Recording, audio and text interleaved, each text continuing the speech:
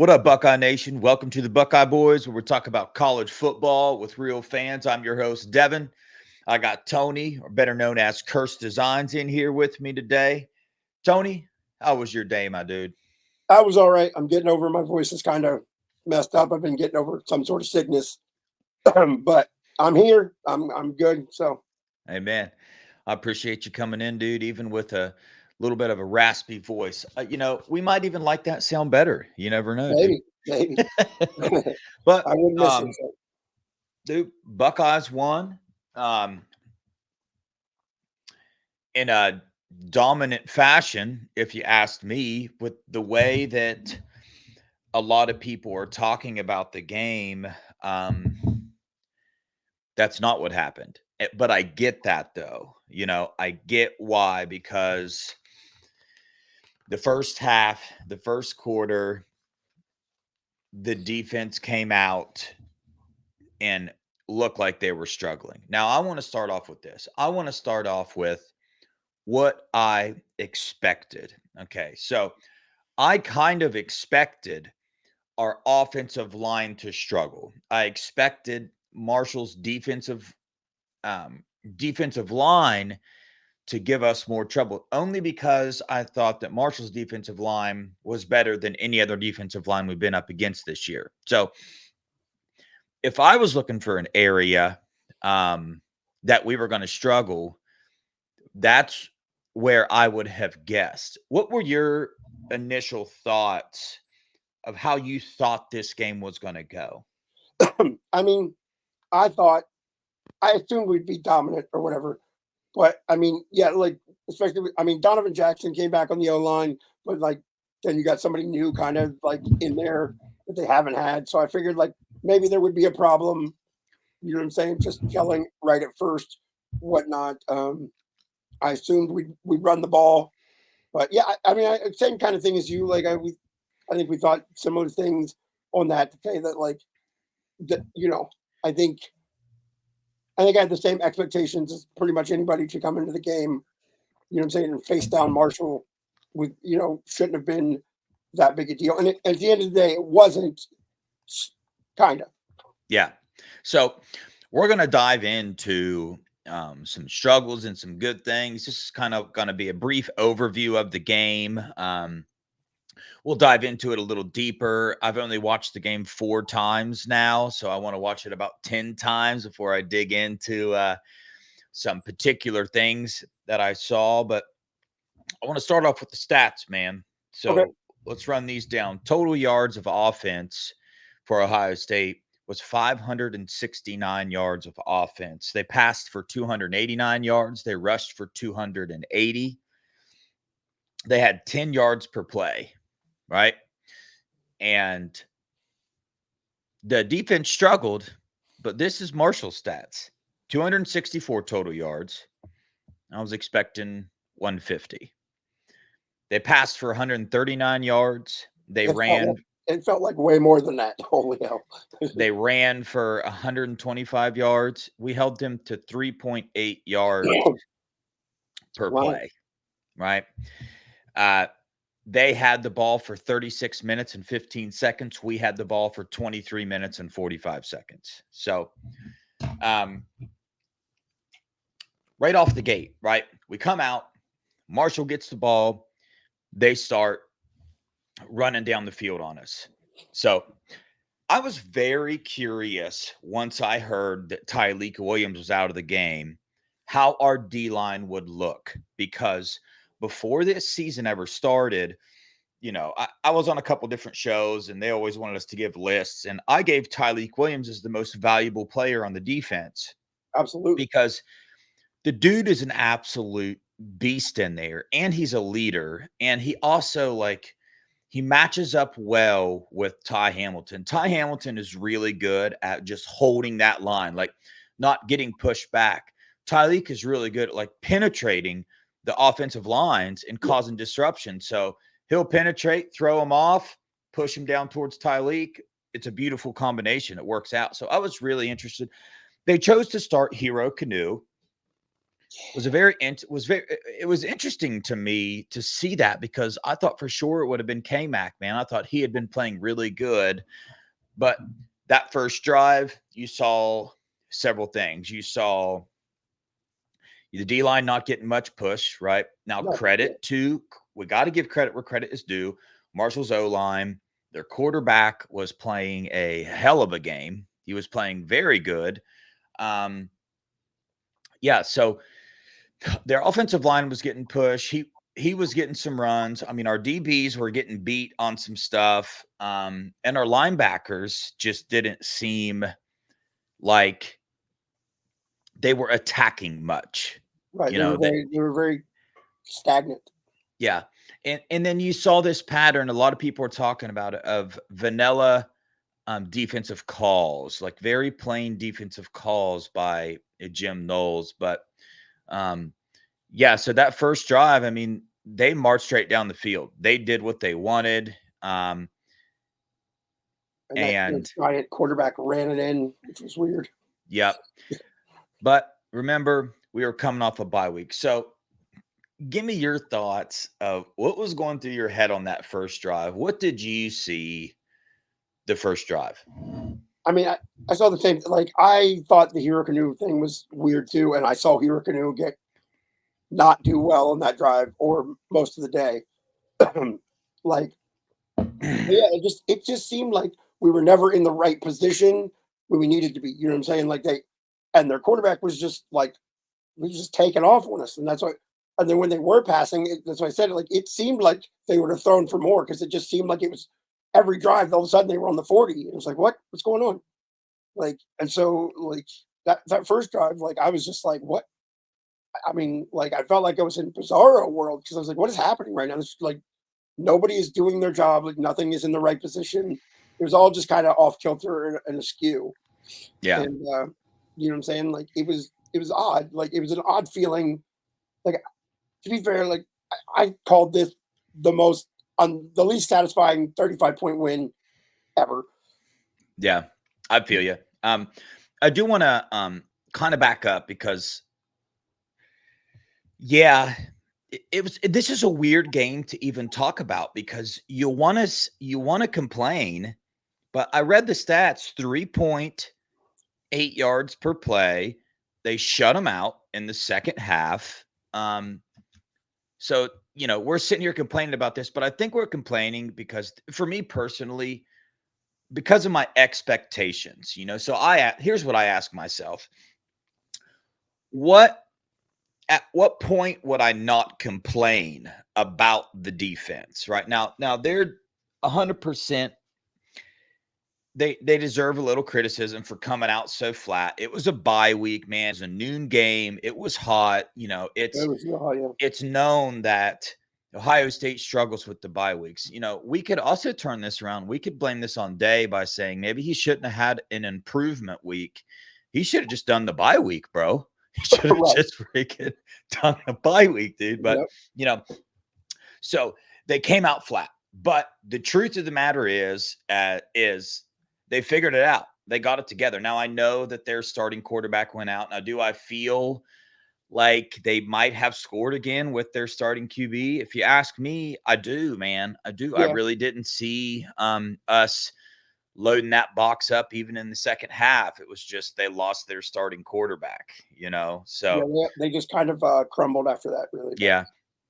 And But then the no pressure as well. Let's talk about the lack of pressure that was being put on the quarterback. Now there wasn't a bunch of blitzes called, but I want to hear your initial thoughts on our defensive ends and the pressure that was put on their quarterback.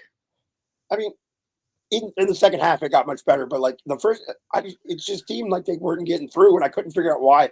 Like it almost felt kind of like last year, where like, and because in the first two games this year, like if we weren't blitzing all the time, but like you had Tyleek and Jackson, like Jack Sawyer was in the backfield every time.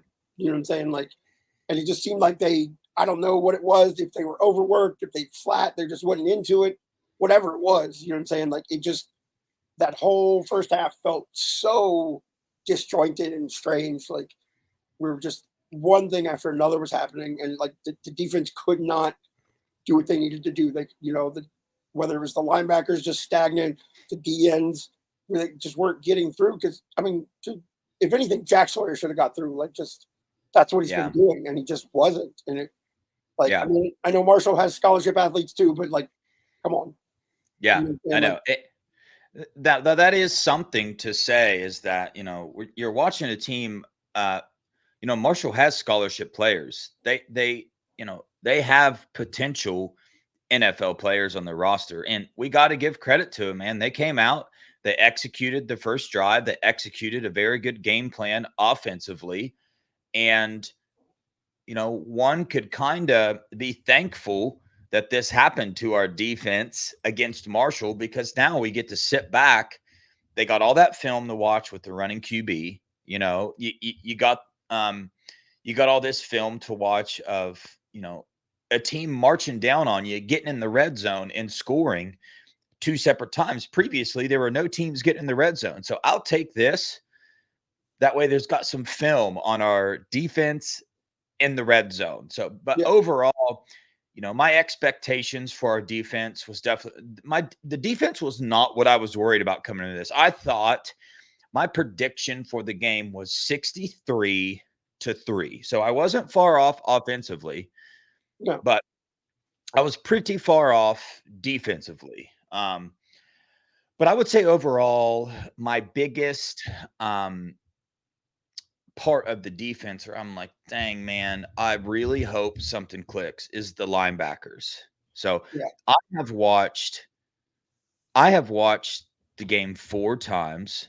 Um, I watched Sonny, and I even watched Cody Simon, and they just they don't seem to be attacking. It's yeah, like all the time they're sitting there waiting on players to come to them. And a lot of the tackles they were making, the players, they were just scooting over, getting in their way, and letting the players run into their arms and truck them over and get an extra 2 yards at the tackle. There was no attacking, man. And I yeah. was They're like, attacking downhill.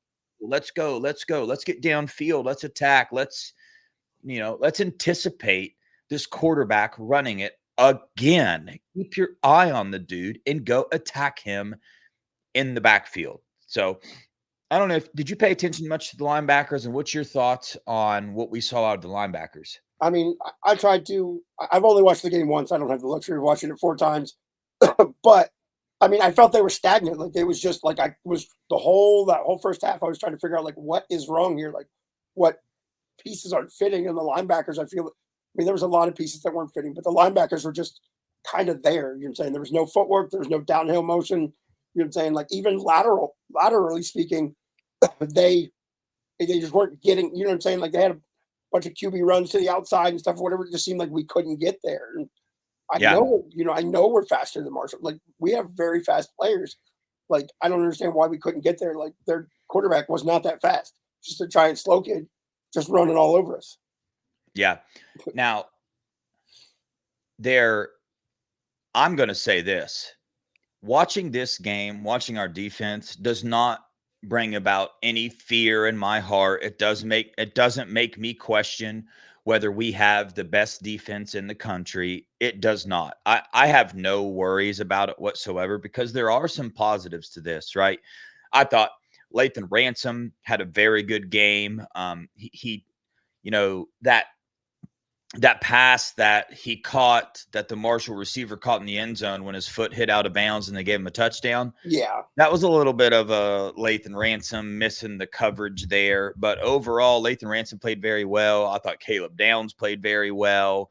yeah, And I thought Mitchell Melton in the game played very well. And I think the dude's been playing well. I yeah, was very impressed with what I saw out of him. He always seems to be in the right spot, makes good tackles. He did miss a few tackles. And in the second half, you saw some more plays where our defense was getting back to him a little more. But I don't know if anybody else paid attention to this, but after the Brandon Ennis punt, oh where gosh. he not when he dropped it, but when Okay, he okay. slipped, when he was going to Oh have the yeah, run back, I started counting. I started watching Ohio State players on defense and offense, and I tallied 9 slips really? that I believe affected their play. Like they were either about to make a play on the ball defensively and they slipped, mostly in the backfield. I saw JT Tuimoloau slip like 3 times. I saw Mitchell Melton slip. And then on offense, the same thing. You watch Brandon Ennis do it. I watched receivers do it. So I don't know what was going on with that turf. I don't know if I mean, we need new turf anyway, and when oh it's 140 on the field, like that's essentially some sort of synthetic plastic. So like, it will become slippery almost.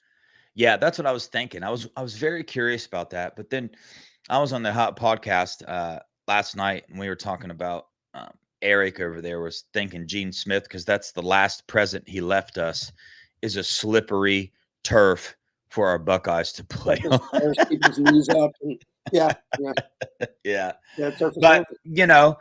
defense got it together. They shut them out in the second half. But keep in mind, Marshall lost their starting quarterback. Yep. But uh, it was a improvement week slash bye week. It's not like we didn't go out there and handle business. But luckily for the defense, there was some players that decided to show up and not only show up, but show out. Yeah. So offense, man, I I thought. thought, Well, yeah, pardon me, I thought Caden Curry before he got that targeting call was doing awesome.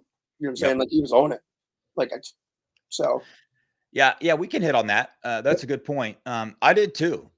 I've heard a couple people talk, and I watched Caden Curry get that sack that he made. I thought it was a good move. I thought he was just way too fast Yeah, for he's that really quick. offensive lineman to do anything about it. So you got the speed there. And also what I noticed is you got Kenyatta Jackson and Caden Curry. They they just seem faster than Jack Sawyer and JT Tuimoloau. They just seem a lot quicker and a lot faster. I paid attention to them. They have a lot of Um, they have a lot of quick bursts like right now through like uh, it's crazy. yeah, I know that they might lack the power, but then again, I watched some of these other games around the country, and you see some like a lot smaller defensive ends, and they're just using their quickness, getting around them and making plays in the backfield. So that's something to keep in mind, man, and to keep your eye on is that's who we get next year. And I'm excited for it. I'm Yeah, excited absolutely. to see a different kind of Right. defensive ends with those speeds. And again, Mitchell Melton, I thought he did very well as well. But offense, man, give me your offensive breakdown. You go first on the offense. Um, so the offense was good overall. You know what I'm saying? In general, like we put up a lot. We put up a decent amount of points, stuff, whatever. It was weird because like sometimes like we were capable of big plays like the Quinton play, and you know what I'm saying, like we had all these big one play things, but then like when we get down to the 5 yard line, we could not. It took us 4 plays to get in. Like it was just like we would show that we could burst through one play 60 yards, and then like it was like 6 plays to get 6 yards. Jesus. So like, but I think the O line played amazing. I think Quinton and Trey showed up right from the beginning. Quinton for sure, like was looking awesome when everybody else was kind of not there. Um, I know Will Howard had a couple weird balls. The interception from Jeremiah Smith when he threw it up there and stuff or whatever. But overall, I mean, I think if I remember Will Howard's stat line correctly, it's not bad. Um, and so, like, I think overall they did well. It was just weird things happen like in such succession with the offense that like it was odd. Like it was like we're not going anywhere, not going anywhere. Bam, long play, that not going anywhere. And it was just like we kept stalling out. Like we Yeah. Quinton had that big run, got down there, and we're literally in the 5 yard line. It took us 4 plays, and it was 4 of the worst calls I've ever seen. Yeah, that toss to the short side of the field was a little bit confusing Worst to call me. in human history. I'm going to read these stats. I probably should have read these before we No, started. you're Will good. Howard was 16 for 20 for 275 yards with 2 touchdowns. Quinchon, 14 carries, 173 yards with 2 touchdowns, 12.4 yards per carry.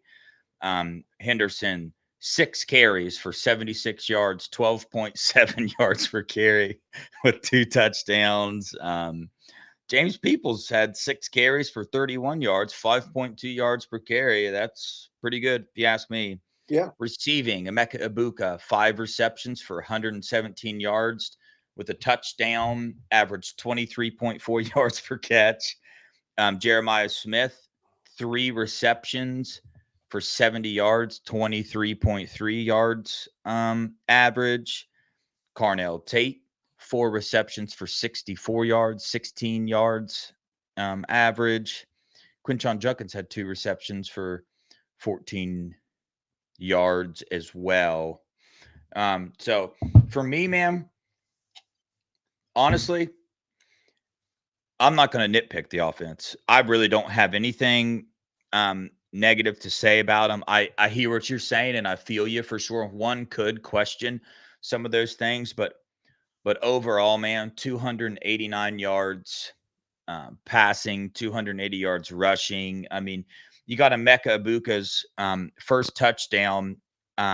He caught the pass, um, you know, and they brought up that little thing that records how fast players got. Now, I don't know how accurate that thing is, I don't know either. but it said that Emeka Ibuka got up to 23 miles per hour. Boy, he That's was what it's skating. He was moving Yeah, past that's people. what it said, and I love that.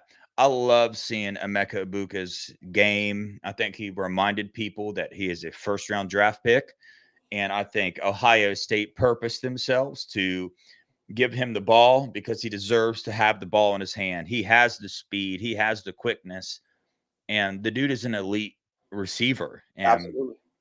we are just loaded with weapons, It's bro. been, and It's insane. like Carnell Tate was blocking like awesome yesterday. Like receivers kind of got the blocking thing in together. So like he was nice. Like they like that Emeka catch and run though. That was like he was gone. Like I thought when he first got it, I was like, oh, somebody might get him. And then like he just pulled away from everybody. Like, oh wow. Yeah, and then the refs decided to throw a flag that play just to scare us. Well, Mech, the hey, officiating Mech, was Mech after the game he saw that flag and he was like, "Oh no, that's dude." exactly what I said too. Like, oh But man. okay, so now that I've brought them up, we got to hit on these dudes, and I got to preface this by first saying that this is not just a Buckeye thing. This is not just me, a Buckeye fan, complaining about the refs for the Buckeye game. This is around the country, but Across the board. the refs were absolutely horrible. And That's about right. the only thing that Joe Klatt got right in his announcing was that. So, Yeah. I mean, you got that flag there. You got the targeting call Another targeting call. on Curry. Now, I'll say this very stupid on Curry's part.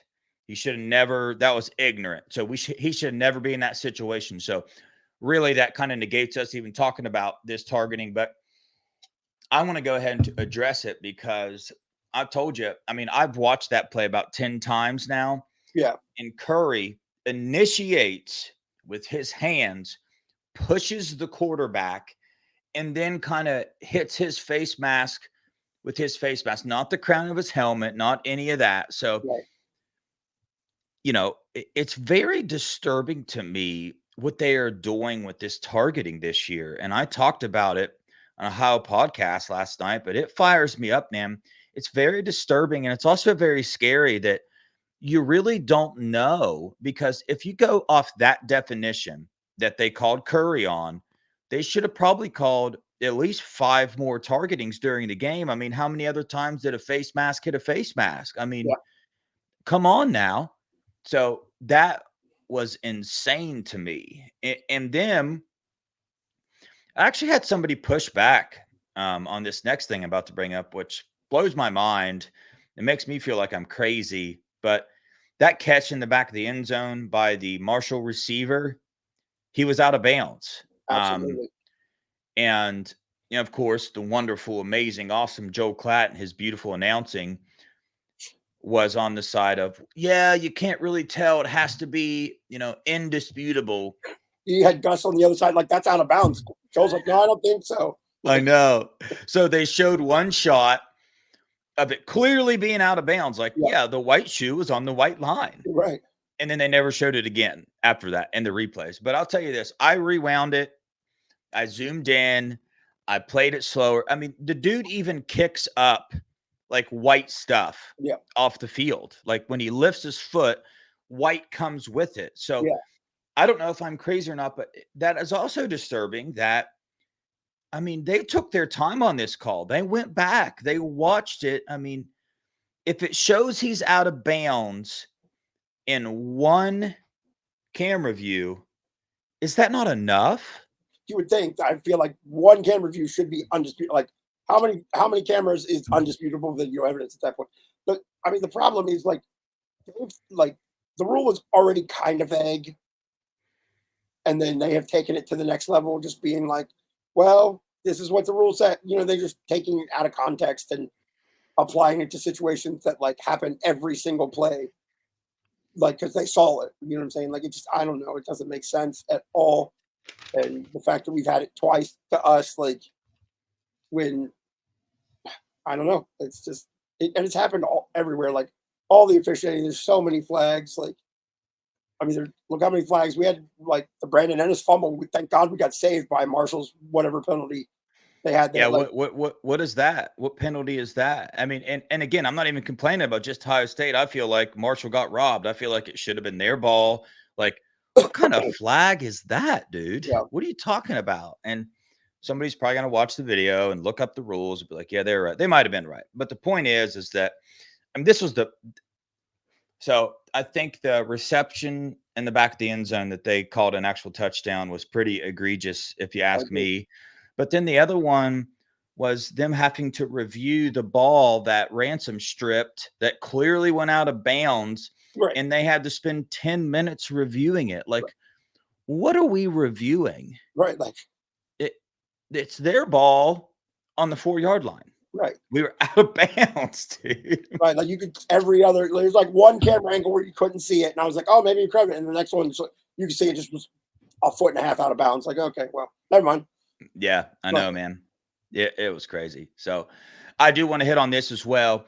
Joel Klatt, man. Hey, my dude, bro, get yourself together, homeboy. You're never going to watch this, but if you do, I mean, I wish you the best, but you got to reel it in. It's, out of dude, you can control. hear, you can see the hate for Ohio State in your voice. And It I was don't know if it's because you're on board with this, even if Scum had the plays in advance, it really didn't affect the game. I don't know if you were the ones to say that, but dude, you're announcing and some of the stuff you say is just it's out of this world, my dude. Like go listen to some of the stuff you said, man.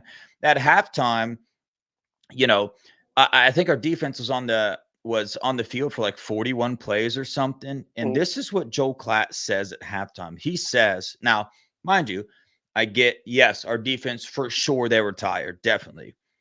But this is how he chose to communicate that our defense was tired. He said, get the IVs ready. The Ohio State defense is going to need IVs after that half of football. And I'm just like, bro, come on, that's too much, my dude. No, they don't. That's too much. These are elite football players. listen, we've always proved that we can play in the second half. We wear down people. So like this is because we were tired because we were out there. Like we always thrive in the second half. But like watching Joe Klatt and listening to it, like it was like watching the Marshall homecast. Like you know what I'm saying? Like I might as well have been listening to the Marshall announcers tell us like it was insane. Yeah. Hey, the most beautiful part, I don't know if anybody else caught this, but I thought Gus took a shot at Klatt because randomly, in my mind, randomly, Gus starts speaking about because I think Klatt made a comment about how much he likes to team up north or something like that. And the next thing Gus starts talking about is how much he loves Ohio State because the integrity that they have in the game of football. You know, And it was silence after that. dude, Not one of Gus them was on said point. Like anything. he kind of called Klatt on a couple of things. Like even with that touchdown, like he was like that's clearly out of bounds. So Klatt's like no, and gave the explanation. Gus was like no, that's clearly out of bounds. Like there's I no know. other way to look at it. Yeah, I know. But yeah, you gotta love it, dude. I wanted to put it on mute. And then I think I listened to him give everything called the Colorado game, and it was just like, oh, holy crap. Yeah, But so Will Howard, bro. I personally loved what I saw out of Will Howard. I think the dude is elite. I think he's elite for Chip Kelly's scheme and the perfect quarterback for the players that we have in the field. His passing was good. His reads were good. Uh, he had one pass to Jelani Thurman that was a little bit behind him that Jelani got a hand on. And maybe this is me being too much, but in my mind, I was like, catch the ball, Jelani. And it might have been me being too much, but Well, maybe, but I mean, yeah, I can see that. Like, if Jelani needs to kind of step up. Like, he probably yeah. could have caught that one ball in the last game that kind of floated and whatever. He could have caught it if he really like. Yeah. I pointed and fought for it, but And you know, and then Jelani caught one on the sideline and just ran out of bounds. And I thought for sure the dude caught it in enough time to stop running and turn up field. And maybe Jelani isn't he's what still we're really new, man. thinking.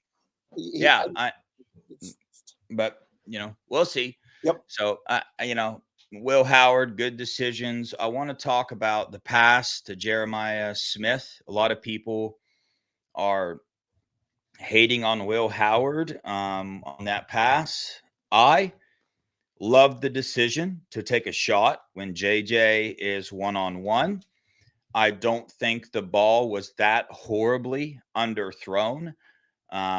I do think the ball could have been better, but I also think that JJ could have been better as well. The dude's a freshman. It's okay to say it, people. It is okay to say it. I Now, mean, he's still first, amazing, but like he does make mistakes. He's human yeah. sometimes. Yeah. I first said the throw could have been better. So chill out on me a little bit there because it could have been better. But JJ's route, he's right on the sideline, man. He saw the ball plenty of time in the air. You can't let that interception happen as a receiver. Sometimes you got to turn into a DB, Right. Yeah. whatever. Tackle the dude, tackle him, get I him think on the ground, bro. I think one of the things he hasn't learned how to do is like use his body to block people out. You know what I'm saying? To get in between people and play like a DB. Like even like when Marv was here, like he could just put his body in between anybody and like create space where there wasn't any because he, you Yeah. know, and Jeremiah Smith's a big dude. Like he just needs to like learn how to throw his weight around a little bit and it'll be all right. Yeah. And the cool thing about it is I would bet that if we were to ask JJ, he would say the same thing. Probably. Yeah. I don't think he would like say that was a bad throw. I think JJ, kind of like Marv when the NFL reporters tried to get Marv to like badmouth McCord. Yeah. Marv was like, "Nah, that's on me. I need to if the ball's near me, I need to make a play." Yep. So Yeah. with his skill set, I felt like he could have done something to at least prevent it. But again, Will Howard needs to throw it better. Now, here's one thing that I don't share the opinion that I'm worried about Will Howard's deep balls. Yeah. For sure, he needs to get better on them, but I'm not quite sure if you watch the game on how many threats that we have to make big chunk plays after the catch. So, in the same sense that people are saying we got to show that as a threat, I think in a way we are because I mean, look what Quinshawn can do when he gets the ball. Look what Trey can do. Look what Yep. JJ can do. Look what Emeka can do. Carnell Tate can do it. Brandon Ennis can do it. When they catch the ball, it's a potential deep threat. Well, Defenses got to respect that. If they don't, we got them. We're going to get them. well, after that interception, like I'm pretty sure Will Howard did not throw the ball more than 10 or 15 yards down the field after that. And we still, you know what I'm saying, we had people taking off and we, the Cardinal tape had a really good one where he got sprung, they were not he wasn't chucking it down the field anymore and he was just hitting 10-yard passes and people were taking off. So Yeah. I mean I think that shows that we can still do that, like if need be. Like I don't know if that was Chip Kelly changing the plays or whatever, or Will Howard just being a little gun shy because of it, whatever. But I mean, either way, it still worked. It's not like he was completely gun shy or whatever, or Chip changed the plays and just, took away everything from him because he still was doing stuff. And yeah, like at the end of the day, we still have Quinshon and Trey, and you see what happens. Like that's the whole thing. Like that was our big playability that kept it in it for the first half, like, was the fact that the O-line and Quinshawn showed up to play when nobody else had. You know what I'm Yep. saying? And that's all. That's what carried us through, and then it just kept going. So Yeah. Now, my receiver of the game is not a Mecca Ibuka. It is not JJ Smith.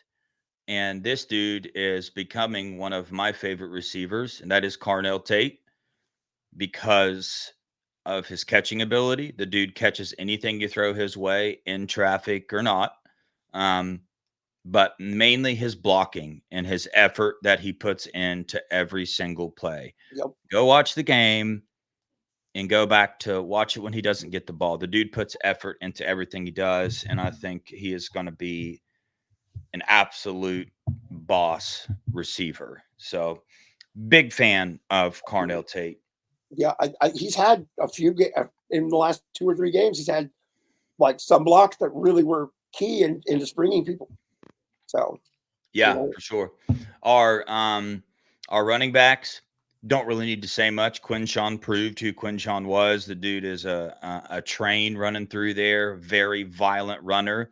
that's And stiff arm. honestly, I feel like I'm seeing a little something different from Trey this year as well. And part of me is wondering if that's because of Quinshawn. Like you saw Trey's runs, they look pretty violent as well. He threw his He's hand up angry. He's there. definitely running angry. Yeah, I feel like he's running a little bit more angry than he did last year, and I can't help but think that Quinshawn's got something to do with that. Probably Trey watches his running style and watches the success that he has, and he tries to mimic it. And I'm all for it, dude. for I sure. love it, bro. That Um, that stiff arm Quinshawn had was so good, dude. oh yeah, That yeah, was yeah. so good.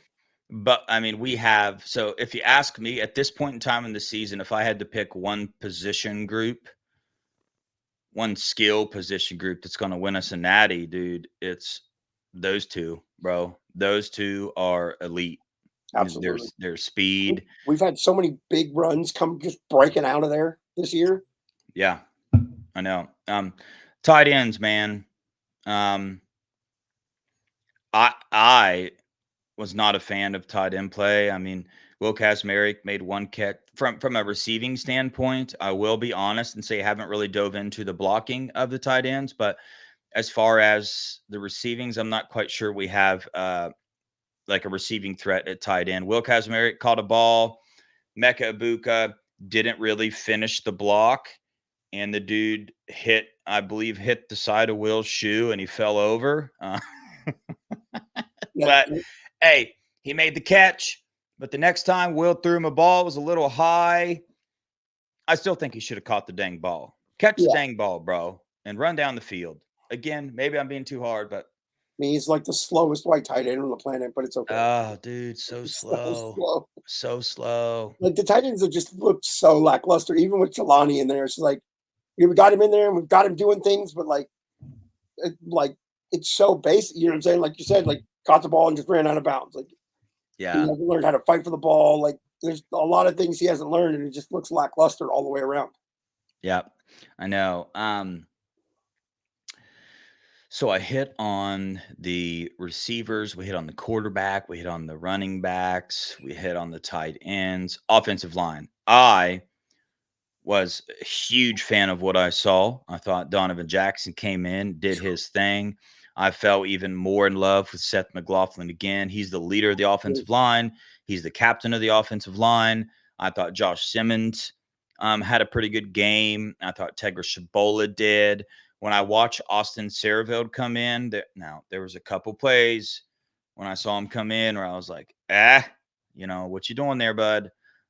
Josh Fryer also had a couple of them. A lot of people are really hounding on him for giving up that sack, but Yeah, that sack was given up against an NFL defensive end that just made a really good move, kind of like the interception. I mean, it was a good play by the DB.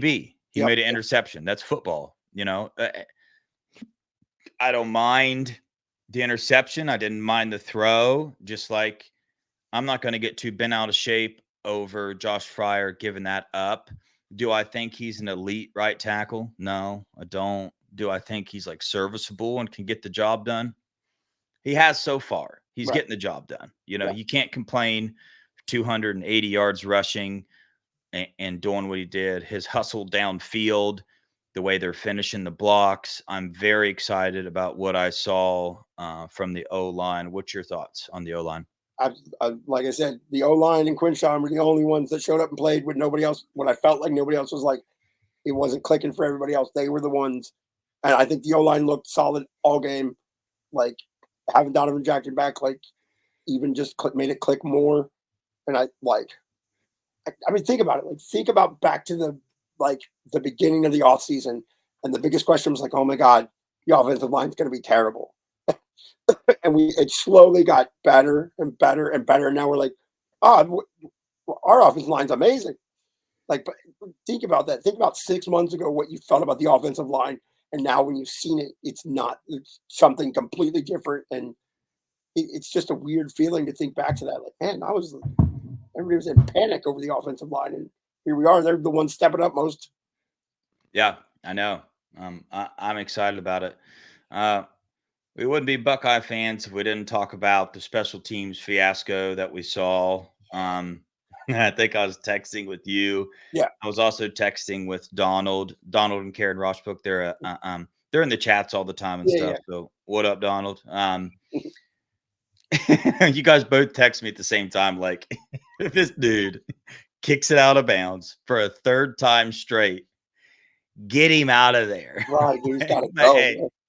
one of my favorite parts of the game was they brought the camera over to the sideline, and you could see Jaden Fielding like trying to point up, like at the wind or the flags or something. And Ryan Day just points up as well, and he goes like this. He's like, "There's there's no wind. There's Right, well, I don't know what the conversation was, but I guess it happens sometimes, but it cannot happen. dude, You 3 times in a row. cannot you can't do it one time. Right, But it was a beautiful thing to watch our backup come in and get the job done, bro. absolutely, So absolutely. the only question I have is, do we think that kicker from Miami of Ohio would have done that? I do not. Yeah, we screwed the pooch on that one. Yeah, there we go. There we go. Yeah. But hey, dude, we won the dang game, bro. We did, and like I know I had a lot of complaints about the first half, and I was very upset. Like I was texting you, and like, but it was just weird. The only weird part about it was just there were so many like strange things that happened, like one right after another. Like you know what I'm saying? It was like their first drive, and then you had we had the JJ interception, we had the Brandon Ennis fumble, and we had the 3 kicks out of bounds, and it was just like every time we turned around, I was like, I'm in Bizarro world. Like, what am I watching here? Like, there's just everything going wrong. Now, granted, we were not like behind really, and we eventually caught up and excelled, but like I still was just like confused and like upset that like this was happening because it was just you don't see that often, and you shouldn't see that out of what is supposed to be the greatest roster in college football. Yeah, So, I got you. So what I'm going to do as a fan, and I think I'm right anyway, is I'm chalking this up to the bye week and the noon game. That's what I'm chalking up to. I'm gonna let this be the one game, the one thing. I'm gonna put it to the side, and I'm gonna remain with my thoughts. This is the best team in the country, the best defense in the country, and you better watch out for the offensive well. It's kind of getting up there in that category that you can make an argument that they are the best offense in the country. So I'm still excited, still pumped, but my absolutely, expectations for this team are video game stats, dude. You know, absolutely, it's almost like my expectations are they better not give up more than 50 yards on defense and they better average 20 yards per play on offense. right, If it's anything other than that, you're going to hear me complain. right. But I love that about Ohio State, dude. I feel like that's why players go there. I feel like that's why coaches decide. The coaches know it. Ryan Day talks about it all the time. The players talk about it all the time. You can't have a bad day at Ohio State. Yeah, You there's just can't. you can't. Yeah, you can't make mistakes. You definitely can't make the same mistake twice, let alone three 3 times. times. I do love seeing that Ryan Day pulled the kicker and put another one in. Yep. Um, I think after number 2, that's what he should have done to make a point and to done Yeah, it. no, I mean, yeah. that's my thing there. Oh, I got to hit on one more thing with these Okay. refs. So Go back and watch the game. You watch. This is when Ryan Day got his flag, his whatever with that ref, that goofball ref. I got to Yeah, find out who that is and send yeah, him an email because what an absolute goofball, bro. So, and then also again, goofball Joe Klatt announcing the situation was just too much for me to handle. At that, I had to mute him through that right, the second time I watched the game. But so I have got to dig into this rule because Ohio State subbed people in at 21 seconds left on the play clock. right, right. Did Michigan State or Michigan State, Next Marshall, week, yeah, next week starts to sub people in, and the ref does not clear the ball. Like they're still subbing people in, and Will Howard's sitting there freaking out, like, dude, let me snap the ball, let me snap the right, ball.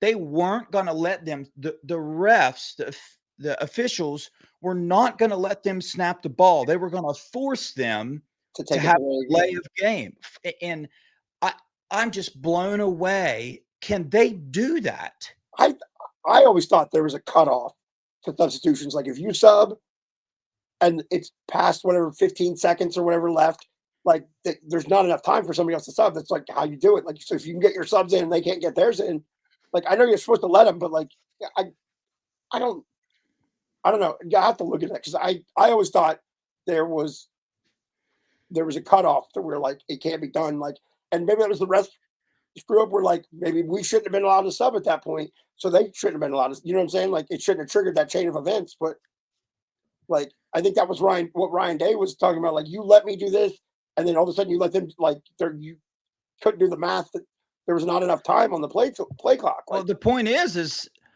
I mean, at some point in time, does the defense not get delay of game? Like they're literally forcing us to get it. That doesn't make any sense to me. And I if agree. somebody's watching this and they know the actual rule on this, Yes, they've please. read it, dude, please tell me about it. Show me where it is, or go look it up and show me. I'm going to try to look it up, but there has to be a rule on like how many seconds the defense has to sub people in after the offense does it, because otherwise you can get that every time. Anytime any sub offense needs to make a sub, I mean, why wouldn't the defense just keep doing it and make it get delay of game every time? There has to be a Right. rule on that. And I'm telling you, at 3 seconds on the clock, the ref was still sitting there and there were still players running in and out. So if Crazy. Day didn't call a timeout, there was a 100% going to be a delay of game. And then the camera goes over today talking very loudly and angrily to this goofball ref with the clear glasses on. And Yeah. oh man, just it makes me so mad. And you can clearly see Ryan Day say there was 21 seconds on the clock. And then the dude throws a flag. It's like, bro, man up a little bit, my dude. Like, stand up, put your big boy pants on. You're officiating college football. Right. Like, are you now? I didn't see the whole thing, right? But I mean, I'd be upset too. I yeah. And listen, I like angry Ryan Day this year. Like, I love that Ryan Day is like having to get pulled back off the field and like getting sideline warnings and like laying into refs. Like, I don't necessarily want to get a penalty, but I think that was a stupid penalty on the ref's point of view. Well, I don't think that was Ryan. Like, I don't think Ryan really laid into him that hard, but the ref was wrong regardless, so it doesn't matter. Yeah, I mean, I think the ref's wrong. I cannot see a situation that makes sense how they couldn't be wrong. there You know, has you to be there there has has to to be be something. a time limit that you have for substituting players. So like because if you let the offense, I believe you have to let the defense do it, and so there has to be a time frame where like it's not 9 or 10 seconds that you're running dudes on and off the field. Like there has to be like you change, you have 5 seconds, and that's it. Yeah, But, like, there has to be a time limit, or you would not be able to make offensive substitutions during the middle of any play because if there's no time limit, then anytime the offense makes a substitution, then me as the coach of the defensive team, I would slowly sub players in and out until right, there like was I'm going a to walk out. delay of game Yep, every single time. So yep. that just dumbfounded me that they allow that. Clearly, this Eric over at the High Podcast calls it the Pac-2 officiating squad. So, Right. bro, it's off the chain. But overall, man, we won. Offense looked really good. I'm not overly concerned with anything. Tyleik Williams supposedly just tweaked his shoulder a little bit. He's day by day, so I feel like an emergency situation, he would have been on the field, and I Yeah. think he'll be back. So no big injuries during the game. We won the game in a dominant fashion, and we got some film to watch for a mobile quarterback. So good thing in every way. You got any thoughts to wrap this thing up? No, I mean, I think I talked about it enough. Like, first half was what it is, but the second half was that much better. So, like, I'm happy about it. You know what I'm saying? Like, I mean, looking back, when I look at it, like, we won by 35, so I'm happy. But like, somewhere in there, it's not as rewarding as every other 35-point win. But I feel I'm you. still not concerned about anything going Yep. forward. I still feel the exact same about everybody on the team. Like, maybe not Hero Canoe, but you know what I'm saying. Other than that, Yeah. Yeah. I still got faith in Hero, yeah, but I mean, I hope so. But I like, got some good news yeah, for all you listeners out there. Stay tuned for some upcoming video. We have the Kenyatta Jackson Sr., Kenyatta Jackson's dad, joining us for an episode this upcoming Tuesday or Wednesday. It will be pre-recorded, and I do believe it's going to turn into a regular type thing. I spoke with him on the phone last night. The dude is an awesome dude, very knowledgeable, played football himself, was involved, in Kenyatta's football career clear up to this point. He was at the game. He supports him. He's got another son that's 11 that also plays football. So dude, the 30-minute conversation I had with him, I was getting fired up, bro, talking to him about football. So yeah, that's gonna be he good. loves football. I'm excited we're gonna get him on the show. We're eventually gonna turn it into him coming on our live shows. He's excited as well, and I appreciate him giving us the opportunity, to kind of get an inside look of what it's like to be a parent, a dad of a big time player, because Kenyatta Jackson, I believe, is going to be our starting defensive end next year. And Yeah, he's got like 3 years of eligibility left because of COVID and stuff. So you never know. So excited about that. Please don't forget to hit the like, hit the subscribe button. Please comment, share us on your Twitter. Don't forget, go to buckeyeboys.com. That's just with one Z, buckeyeboys with the Z.com. It'll take you right to our YouTube channel. A lot of people have been telling me they're having a hard time finding our channel because some other like rap group pulls up or something, and then I think our shows from Ohio Podcast pop up. But I tried to make it easy for y'all, help us get our name out there, man. And do not forget, we're a fan channel. If you want the opportunity to, excuse me, if you want the opportunity to come on, talk some Ohio State football, talk about football in whatever way you want, we would love to have you. Email us at the Buckeyeboys at gmail.com with 3 Z's. And one last thing. I need to know, do you guys want me to do a Cujo video? I uploaded all my pictures and videos from when Cujo was 2 days old and me bottle feed him to where he is now.